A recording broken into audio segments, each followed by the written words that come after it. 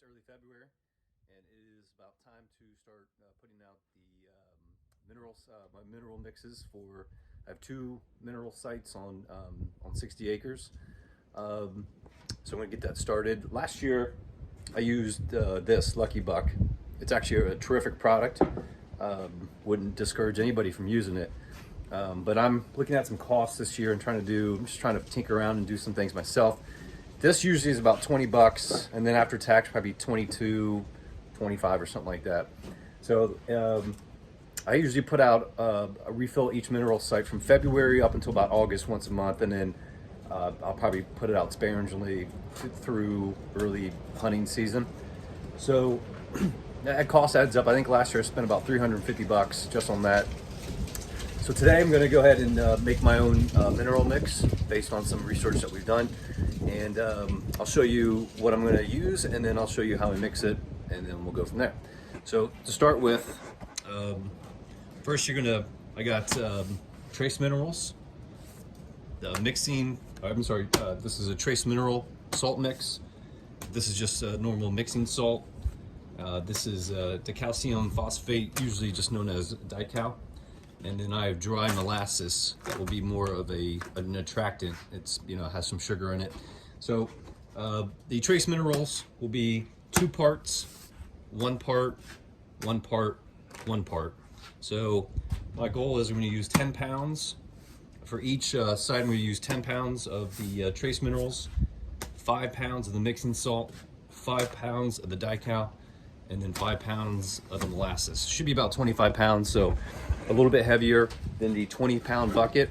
But because I'm using the molasses, I didn't want to take away from the poundages of the salt and of the dical. So we'll go ahead and get that mixed up and started, and we'll see how it turns out.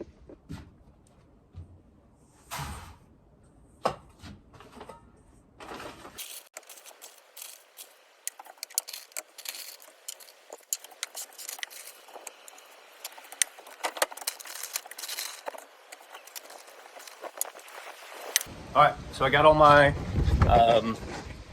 mixing in this 5-gallon bucket. It should be roughly, the molasses came out to be a little lighter in material. So when I fill up this is almost 5 pounds, a little bit below the fill line of all the other materials. I think it was about half the weight for the molasses. So in all, I think my mixture will be about 22, 23 pounds. So I'm gonna go ahead and I'll give you a shot of this. What you see up on here is the molasses on the top here. But if I put my hand in here, you can see, there you go. See a lot of the other mixing salts and other things that are in it. So I'm gonna get it stirred up. Try to find the best way to do that, and we'll see how it comes out. As I was tinkering around with mixing things up, what I noticed was if I just got another bucket and kind of just did this a few times, it's probably the best way. Actually, mixing it with your hand, it just gets a general stir. But I think really to get a good mix,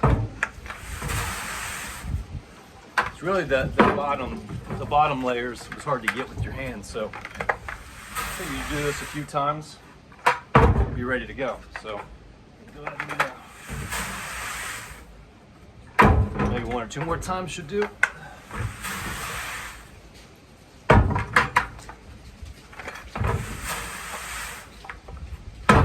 Take a look. All right, there you go. Looks pretty mixed together, much better. The hand was okay. Again, you just can't get to that. It's about 22 pounds of material, so it's getting your hands all the way down to the bottom layers seemed to be a little bit challenging. So a general mix up with your hand should be fine, and then doing it with the bucket seems to be the best mixture way. I did the math on it. I think again, buying the Lucky Buck last year, on an average of a store price of 20 bucks with tax, probably about 22 bucks, some change. This mixture came out to be $8.20. So if I go on the amount of times I was going to put it out, I think it comes out to be about a $215 savings. So I'm probably almost in general spending a third of the cost that I would if I purchased, any other kind of mineral trace. Again, my opinion, the Lucky Buck is a great product. I'd still use it.